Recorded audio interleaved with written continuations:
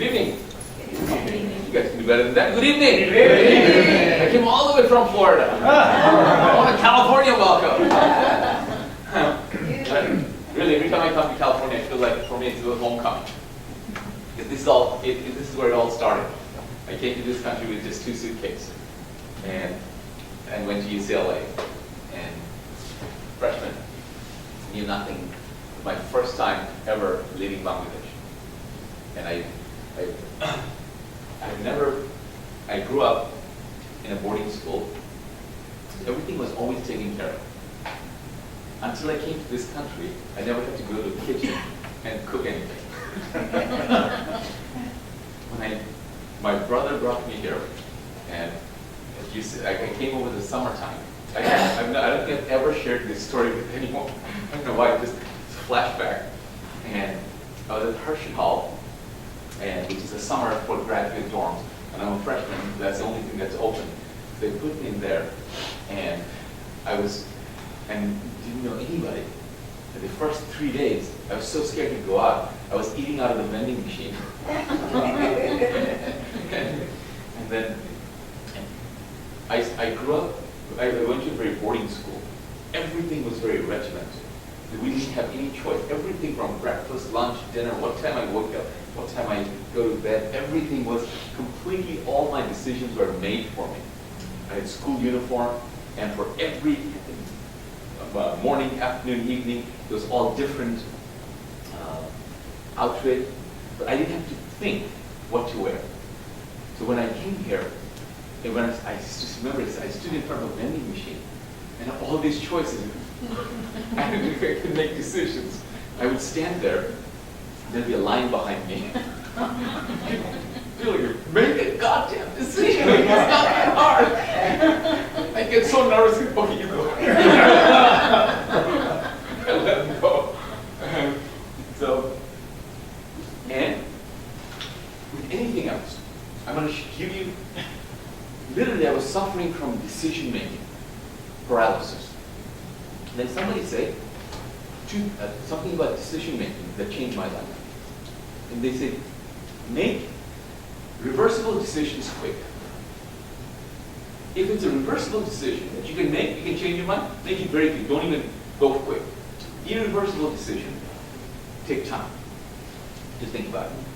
Because something that's stayed with me. So now, from that simple example, I started thinking about that I never had built up a decision-making muscle.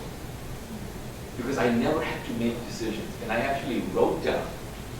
I remember writing an essay because I went to a very elitist school in Bangladesh, and it was just like the modeled exactly after Harrow and Eton. That's where the Prince Charles, the royalties go to school. They took that school and put it inside the campus, and the purpose was to produce future leaders. And I wrote that when I came here, I realized I was a valedictorian, and I thought I was a leader, and I thought, in some sense, they have totally crippled me. They made me an invalid, never taught me how to make decisions. Because all my decisions were made for them. It's kind of like army. It's very regimented. You are not to reason why you are about to do or die. That's a command with that.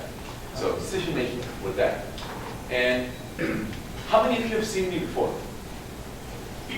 And so the majority of this have never seen me before, so I'll share with you. I'm gonna skip a little bit about myself in terms of these days. My 2 goals, I have a video, I'm gonna skip the video. If you want to find out, you can just Google my name, and everything you want to know, you'll find out. It's out there I have never Googled myself.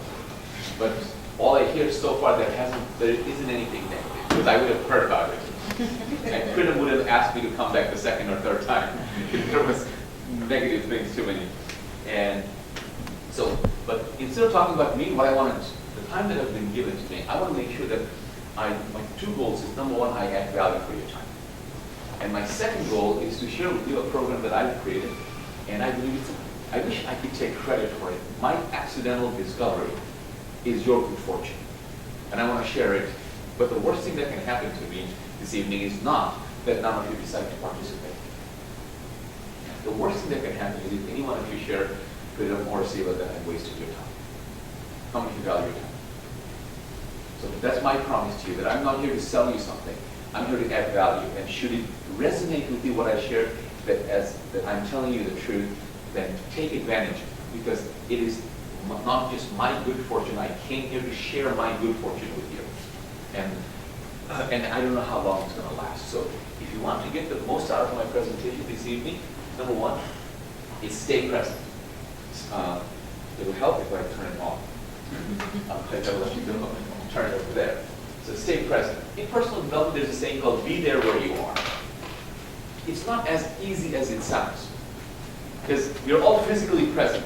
But could we be physically here, mentally somewhere else? Could we do that? Yeah? And so you have to make a conscious effort, and because it's hard, there's so many things going on in our life. This is not the only thing. And you could, while you're sitting, all of a sudden you remember, oh, I forgot to do this. Oh, I forgot to call the seller. I need to do this, I need to do that. Anything that comes to your mind, have a capture device, have a piece of paper, have a note, and if it comes to you, I believe it's important. Your mind is trying to remind you about something that you forgot. It could be as simple as, you know what, I need to buy milk on the way home. Because tomorrow morning you wake up and if you forget, that's not going to be good. It's as simple as that simple thing, write down milk. Enough to remind you that, oh yeah, I have to get milk. And bless you. Try to listen to me and try to remember that thing, chances are you're going to misquote. It's saying that the man who tries to catch 2 rabbits catches what? Neither. Catches neither. So you have to decide which one you want to go. So capture it and then come right back. And that's how you tame the wandering mind. So be ready to learn and take notes and ask questions and participate, because if you just passively sit there and listen to me, you're going to remember anywhere from 10 to 20%. The exact same study shows if you take notes, ask questions, answer questions, when you actively participate, it goes from 20 to about 80%. Socrates says learning is remembering.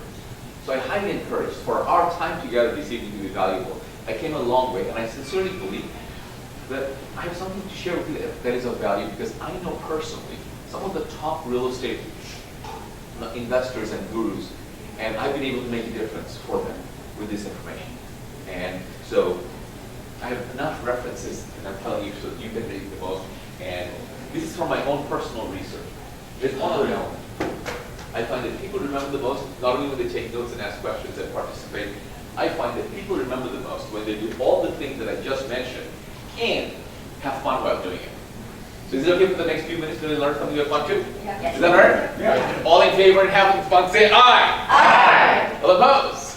Motion's carried. It's the hardest part for this evening. So now that we've decided to have fun, so let's talk about, one more thing.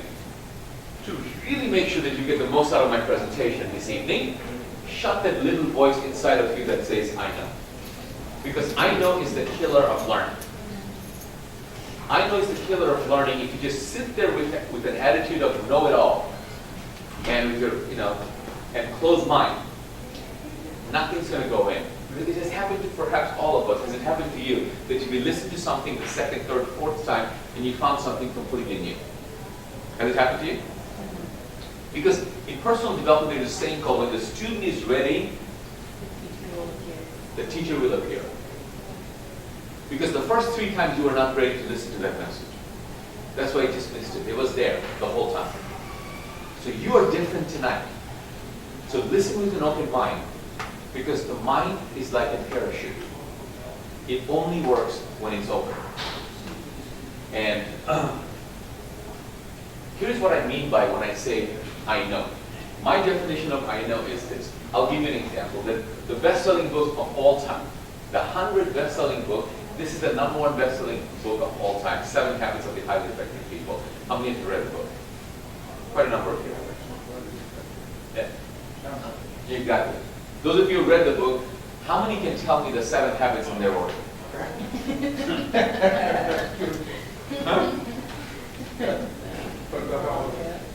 What I used to do, I just stopped doing it. It's just, I should pull out $100.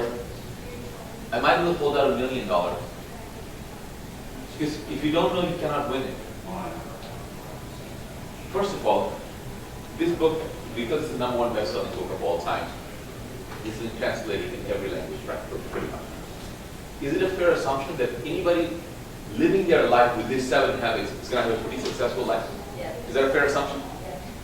So my question to you is this, especially those who say that I know, I've read this book.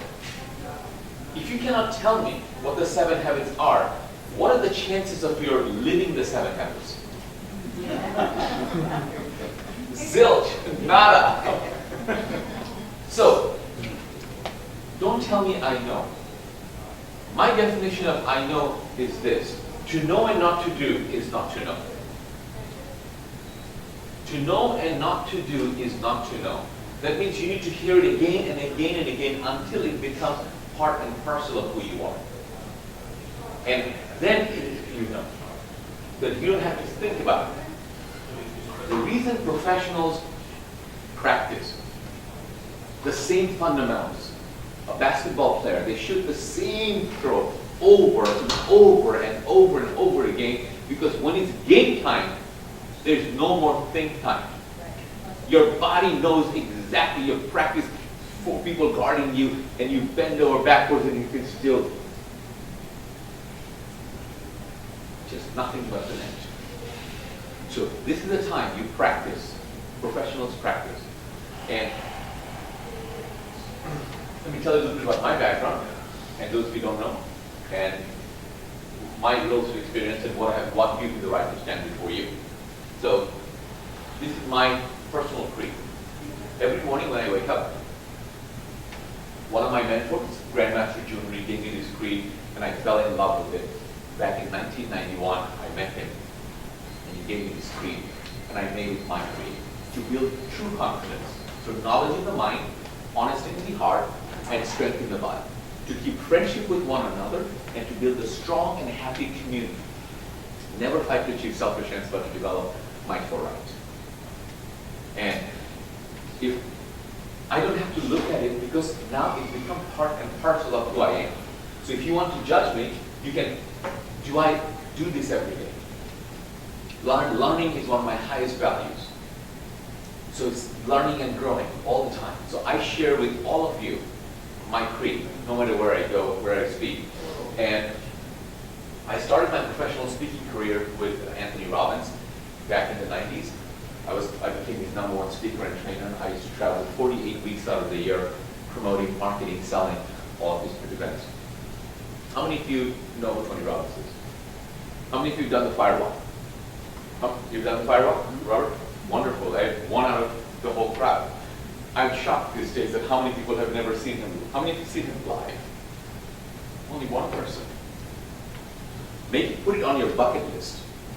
Once in your lifetime to see a master communicator live. Am I correct, Robert? Absolutely. That you can tell your grandkids that you have experienced Tony Robbins live, and he's almost going to stop doing live events, from what I hear, because his vocal cords, the way he goes, the energy that he spends, you'll miss out. And one of the things that he does, he made him famous, is we did firewalk. The first day of the seminar, there's thousands of people. All of us, we take our shoes, socks, roll our pants, and we walk barefoot on a hot bed of burning coals. It is 2,000 degrees, we measure the temperature. You put a metal rod and it melts. And we walk barefoot on a hot bed of coal. I have done that many, many times. I used to be 6'7".